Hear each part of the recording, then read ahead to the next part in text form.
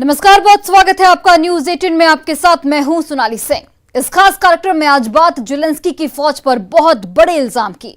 रूस की मीडिया में ऐसा दावा किया गया है जिसके आगे जेलेंस्की भी साफ साफ एक्सपोज होते नजर आ रहे हैं। हमारे पास आज यूक्रेन से आए 2 वीडियोस हैं जो आपको जरूर देखने चाहिए। और इस वीडियो में जेलेंस्की की फौज को लेकर बहुत बड़े आरोप लगे हैं। सब पूछ रहे हैं कि आखिर जेलेंस्की के भेष में कौन है वो जिसे पुतिन ने रंगे हाथों पकड़ लिया है। इस स्पेशल रिपोर्ट को जरूर देखिए।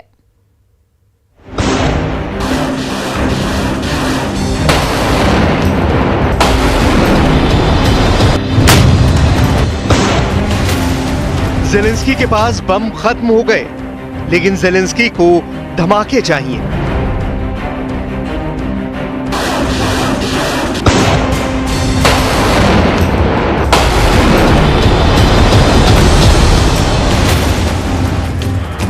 जेलेंस्की के पास फौज कम पड़ गई, लेकिन जेलेंस्की को रूस से लड़ने वाले लड़ाके चाहिए। गौर से देखिए इन फौजियों को, ये किस भाषा में बात कर रहे हैं और क्या कह रहे हैं। Hey boys, where the are we? That's a lot of fighting. Want to see what some Soviet shit looks like? I'll flip this up. Look at that. Looks good. Welcome to Izium. कुछ समझे आप? कुछ अंदाजा लगाया आपने? Ukraine में ये फौजी कौन है जो अंग्रेजी में बात कर रहे हैं?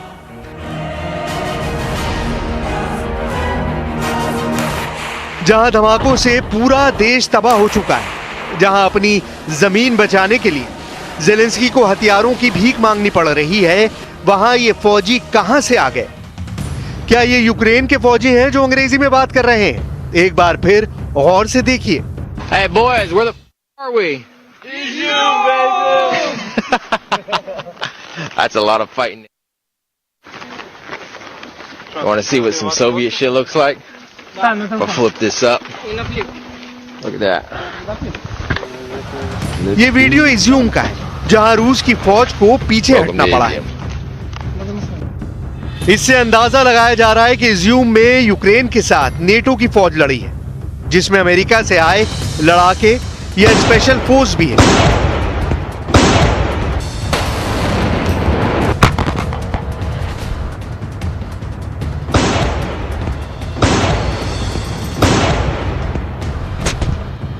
इस बात का जिक्र रूस के एक टीवी शो पर किया गया है। Участков различных участков на Украине. Это резкое действительно увеличение видео, кадров с английским языком, с людьми, которые пришли там освобождать в кавычках Изюм.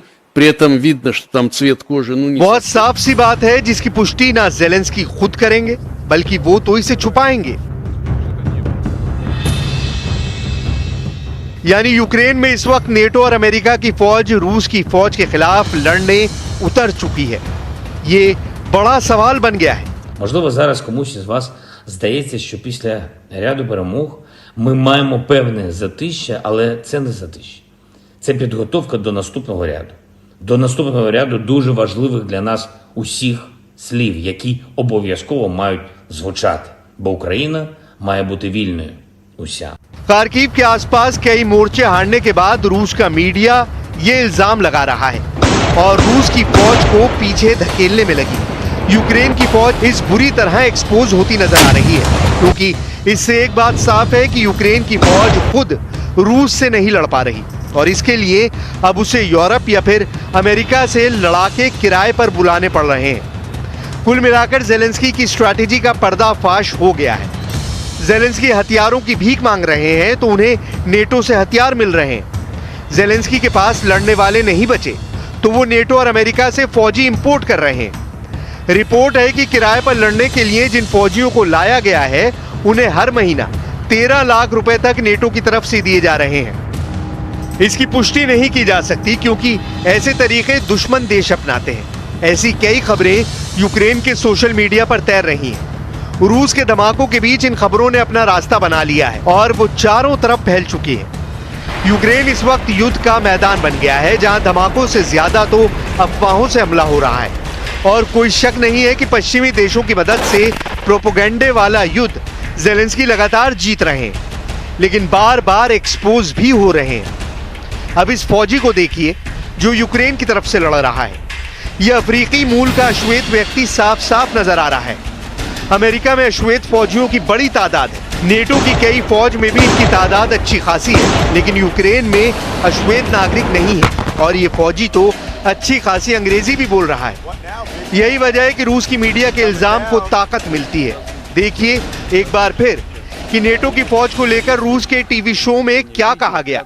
С английским языком, с людьми, которые пришли там освобождать, в кавычках, изюм. При этом видно, что там цвет кожи, ну, не совсем тот традиционный для этих местностей на Мы Украине. можем сказать нашему телевидению, что это негры освобождают, показывают. Ну, यूक्रेन के युद्ध में ऐसी नौबत क्यों आ रही है कि विदेशी मूल के सैनिक लड़ते हुए नजर आ रहे हैं। मारियोपोल में भी नेटो के सैनिकों के शामिल होने की रिपोर्ट आई थी। यूरोप के कई लड़ाके रूस की फौज ने पकड़े भी थे। इस वक्त आफत खैरसान में भी जारी है। रूस ने खैरसान में हुए ऑपरेशन में यूक्रेन के 120 सैनिकों के मारे जाने का दावा किया है। 120 सैनिक यानी यूक्रेन की फौज की एक पूरी कंपनी रूस के हमले में खत्म हो गई। आखिर ज़ेलेंस्की पर ऐसा संकट आया कैसे, जब वो हमेशा जीत का दावा करते रहे? क्या उनकी ऐसी बातों का मकसद महज अपनी फौज का हौसला कायम रखना है, या वो सच्चाई से मुंह छुपा रहे हैं?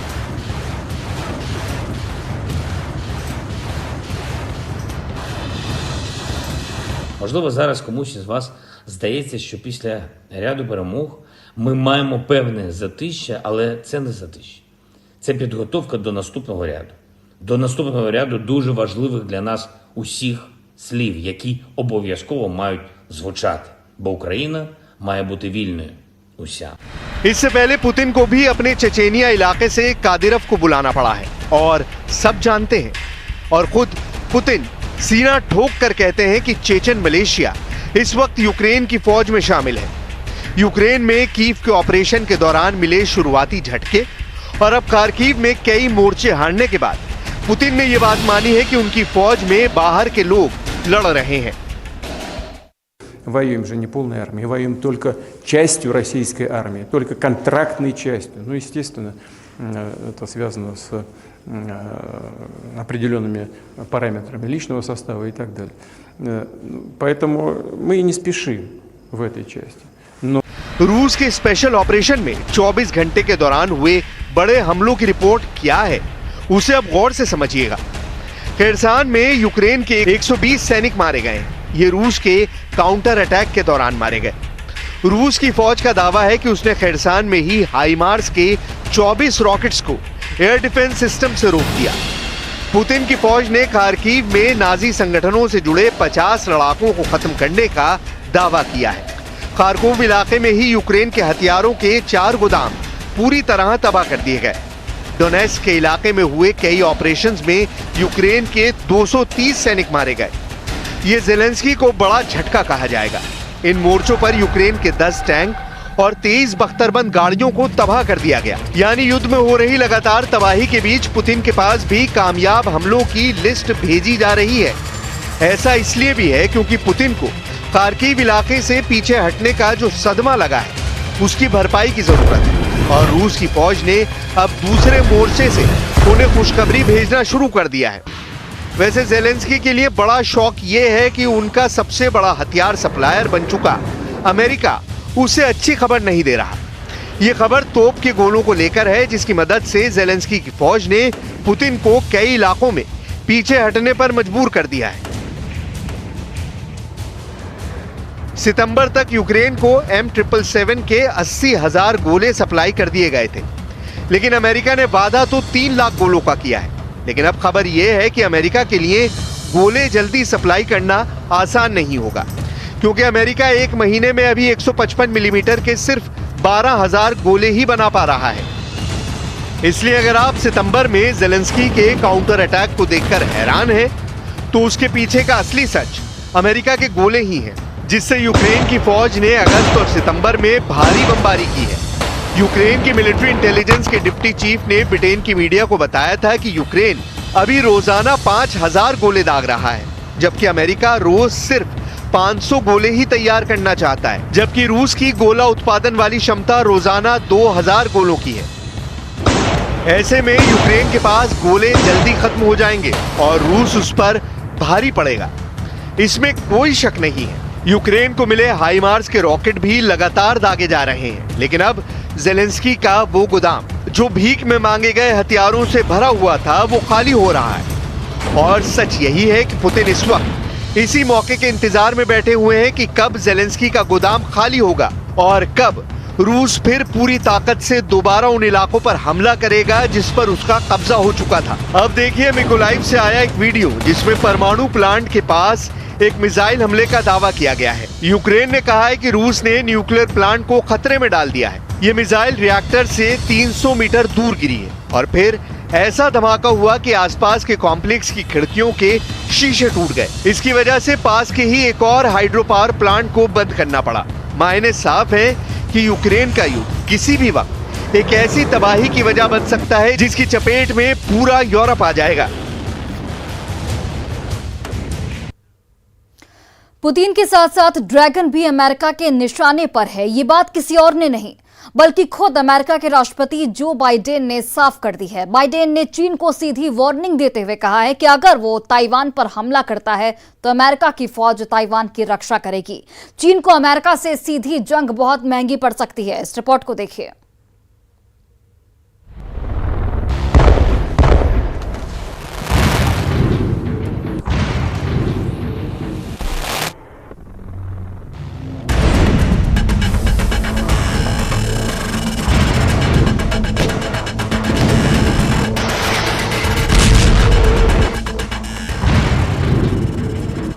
अमेरिका ने किया ताइवान की रक्षा का ऐलान।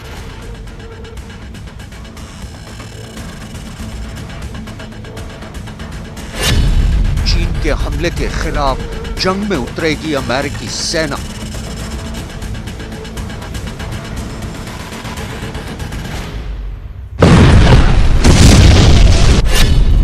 राष्ट्रपति बाइडेन के बयान से मची चीन में खलबली। I am very pleased to announce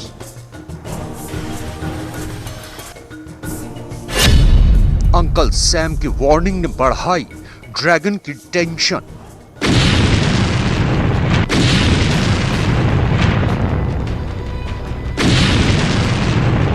दो अगस्त 2022 को नैन्सी पेलोसी के ताइवान दौरे के बाद से चीन और अमेरिका के बीच तनाव कम होने का नाम नहीं ले रहा है। अमेरिका और चीन के बीच 48 दिन की तनातनी का आलम यह है कि दुनिया के दो बड़े देश, दो बड़ी सुपर पावर एक विनाशकारी जंग की कगार पर खड़े हैं। और अब तो अमेरिका के राष्ट्रपति जो बाइडेन के ताइवान की सुरक्षा पर दिए एक बयान को लेकर पूरी दुनिया और खासकर चीन में खलबली मची है। दरअसल अमेरिकी राष्ट्रपति जो बाइडेन ने एक टीवी इंटरव्यू के दौरान ये ऐलान कर दिया कि अगर चीन ताइवान पर कब्जा करने की कोशिश में उस पर हमला करता है तो अमेरिका हर कीमत पर ताइवान की रक्षा करेगा। राष्ट्रपति जो बाइडेन के इस बयान का सीधा सा मतलब निकलता है और वो ये कि अगर चीन ताइवान पर हमला करने की हिमाकत करता है तो उसे अमेरिका से भिड़ना होगा, यानी ये जंग अमेरिका और चीन के बीच होगी।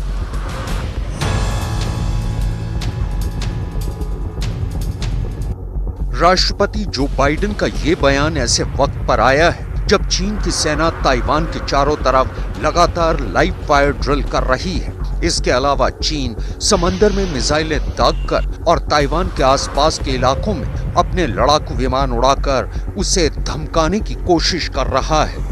राष्ट्रपति जो बाइडेन ने ताइवान की रक्षा का ऐलान क्या किया, चीन को मिर्ची लग गई। चीन के विदेश मंत्रालय ने राष्ट्रपति बाइडेन के बयान पर कड़ी प्रतिक्रिया देते हुए कहा कि राष्ट्रपति बाइडेन का ये बयान अमेरिका की वन चाइना पॉलिसी के खिलाफ है। 愿以最大诚意，尽最大努力，争取和平统一的前景。同时，我们绝不容忍任何旨在分裂国家的活动，保留采取一切必要措施的选项。任何人都不要低估中国人民捍卫国家主权和领土完整的坚强决心、坚定意志、强大能力，不要站在14亿中国人民的对立面。 हालांकि राष्ट्रपति जो बाइडेन के इंटरव्यू के बाद व्हाइट हाउस ने ये साफ कर दिया कि ताइवान के लिए अमेरिका की नीति में कोई बदलाव नहीं हुए हैं। दरअसल अमेरिका ताइवान की आजादी का समर्थन नहीं करता है और वो वन चाइना नीति पर प्रतिबद्ध है, जिसके तहत वॉशिंगटन आधिकारिक तौर पर बीजिंग को मान्यता देता है और ताइपे को नहीं। अमेरिका का कहना है कि ताइवान खुद अपनी आजादी पर फैसला लेगा, लेकिन उसने ताइवान के साथ उसकी रक्षा को लेकर जो करार किया है वो उससे पीछे नहीं हट। बस इसी बात को लेकर चीन तिलमिलाया हुआ है और वो बार बार अमेरिका को उसकी वन चाइना पॉलिसी का हवाला दे रहा है।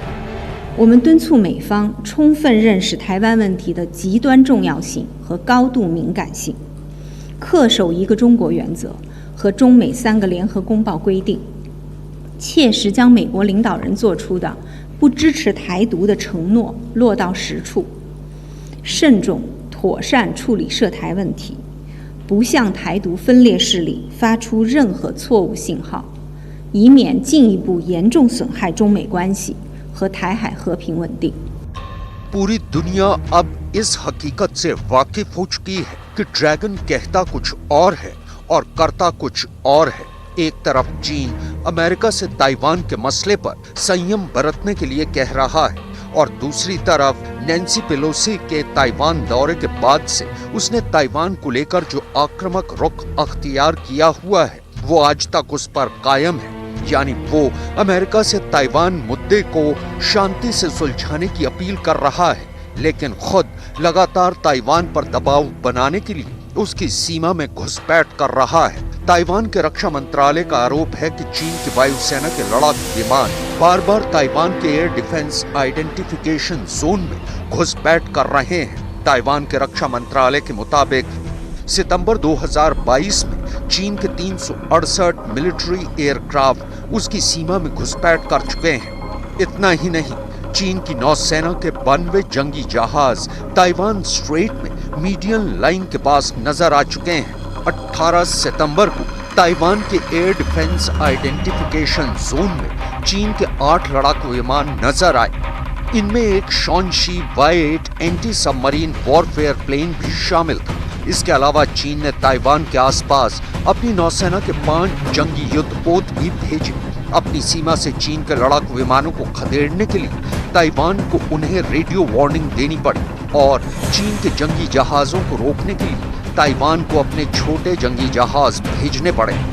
मतलब साफ है, चीन ताइवान पर कब्जा करने के अपने इरादे साफ कर चुका है, लेकिन वो भी जानता है कि अगर उसने ताइवान पर हमला किया तो उसे अमेरिकी सेना से भिड़ना पड़ेगा। लिहाजा वो एक बड़ी जंग के खतरे को देखते हुए फिलहाल ताइवान पर दबाव बनाने की कोशिश कर रहा है। चीन के सरकारी अखबार ग्लोबल टाइम्स का दावा है कि ताइवान को अपनी ताकत का एहसास कराने के लिए चीन अपने 2 घातक CH-4 और WZ-7 ड्रोन मैदान में उतार चुका है। ग्लोबल टाइम्स की खबर के मुताबिक ताइवान पर नजर रखने के लिए चीन अभी तक अपने 6 अलग अलग ड्रोन यानी WZ-7, BZK-007, BZK-005, KVD-001, TB-001 और CH-4 का इस्तेमाल कर चुका है। चीन का दावा है कि CH-4 सीरीज के ड्रोन जमीन और समुद्र से काफी ऊंचाई पर उड़ान भरते हुए अपने मिशन को अंजाम देने में सक्षम है।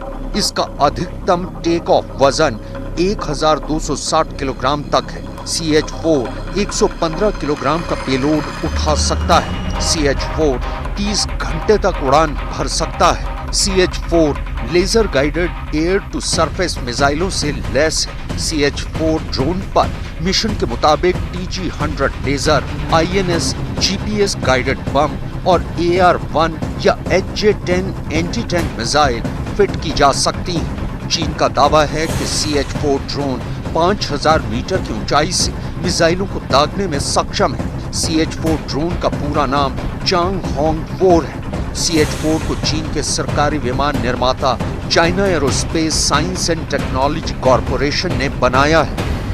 रक्षा विशेषज्ञों का मानना है कि चीन का CH-4 ड्रोन देखने में अमेरिका के जर्नल एटॉमिक्स एरोनॉटिकल सिस्टम्स के MQ-9 रीपर ड्रोन से काफी मिलता जुलता है और कोई बड़ी बात नहीं कि चीन ने इस ड्रोन को रिवर्स इंजीनियरिंग के जरिए बनाया हो।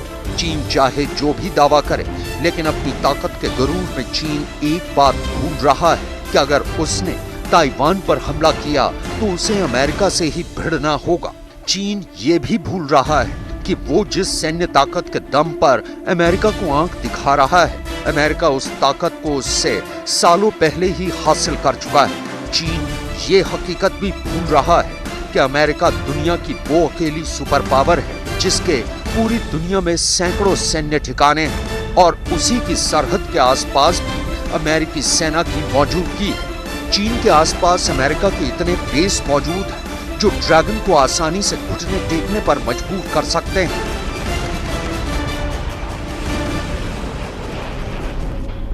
दरअसल अमेरिका के सबसे ज्यादा सैनिक अड्डे जापान में हैं। जापान में अमेरिका के 120 एक्टिव सैनिक अड्डे हैं। यहाँ 53,700 अमेरिकी सैनिक तैनात हैं। दक्षिण कोरिया में अमेरिका के 73 बेस हैं। दक्षिण कोरिया में 26,400 अमेरिकी सैनिक तैनात हैं। इसके अलावा गुआम में अमेरिकी वायुसेना और नौसेना के 7,000 पायलट और मरीन कमांडो मौजूद हैं।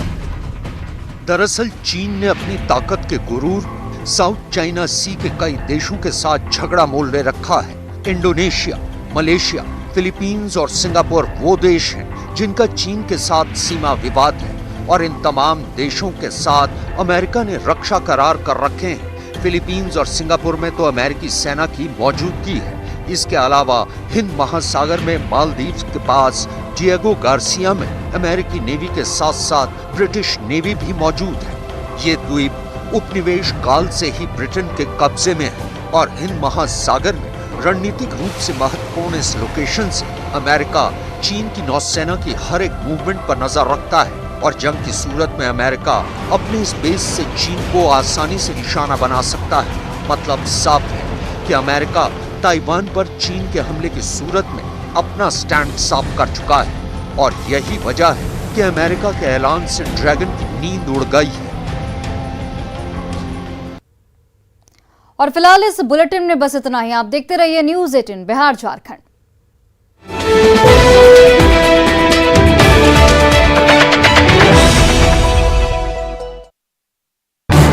इस न्यूज़ हेडलाइन